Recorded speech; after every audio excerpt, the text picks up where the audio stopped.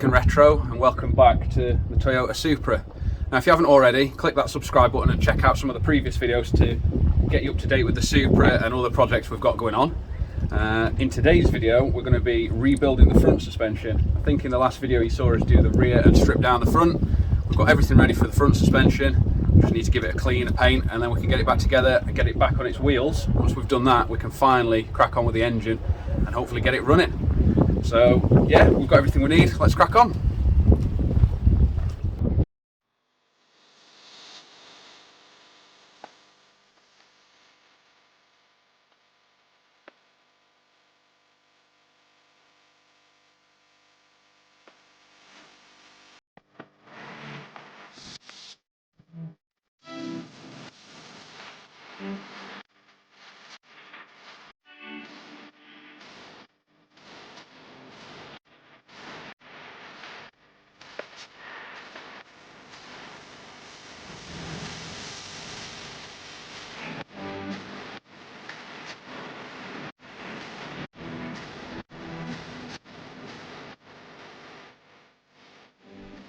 So first we just remove the 19mm pin out of the top wishbone, move that out of the way, get the coilover up into the tower and secure that using the 3 14mm nuts onto top of there.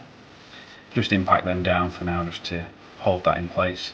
Then once you've straightened the bottom of the coil over so it just lines up with the wishbone, we can get the wishbone back in, the pin back through, and again, like I say, it's just a 19mm bolt on either end.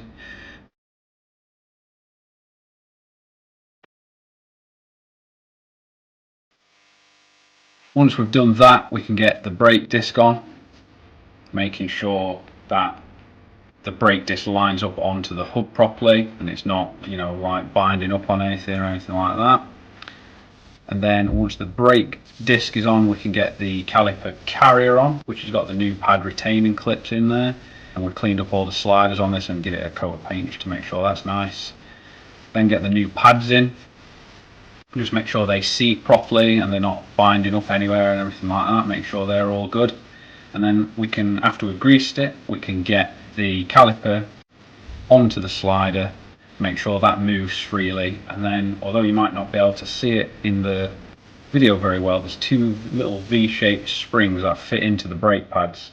These just help return the pads, so obviously they spring back once that. Then there's just one 12mm bolt in the bottom of the caliper to hold it to the carrier. And then after that we need to get it jacked up, jack the wishbone up to get the wishbone lined up with the bottom of the coilover, and then that one small 19mm bolt that holds that in place.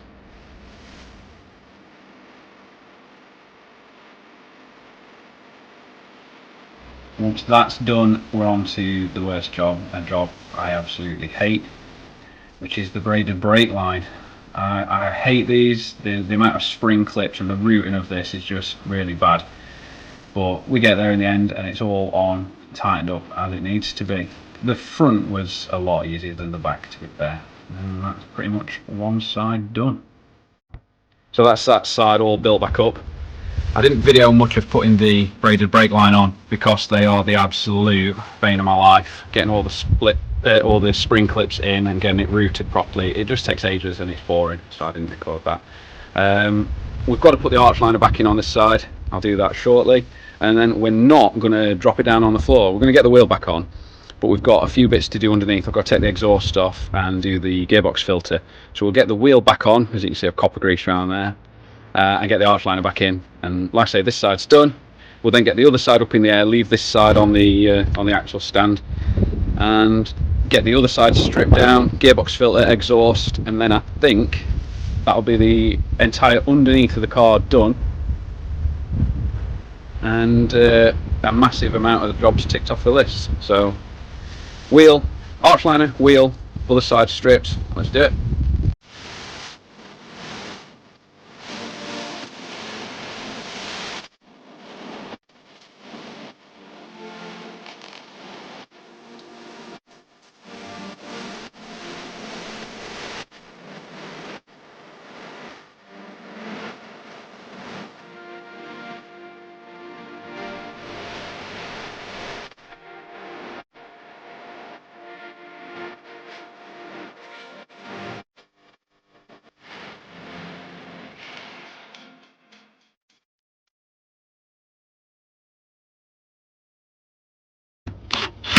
something like that.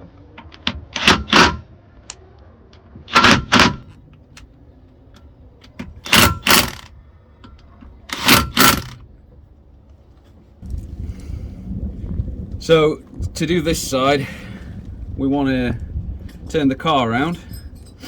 Obviously I don't really want to be jacking on this at all. However, this side brake, as you can see, looks terrible, and it's actually locked solid. We've just tried to shove it and it just dug itself into the gravel. So we're going to jack it up, get the caliper off, and then once the caliper's off, obviously the brake won't be stuck anymore. We'll be able to shove it around, turn it around, get it on the concrete, and then we'll be able to get this side done, or at least started the same as the other side.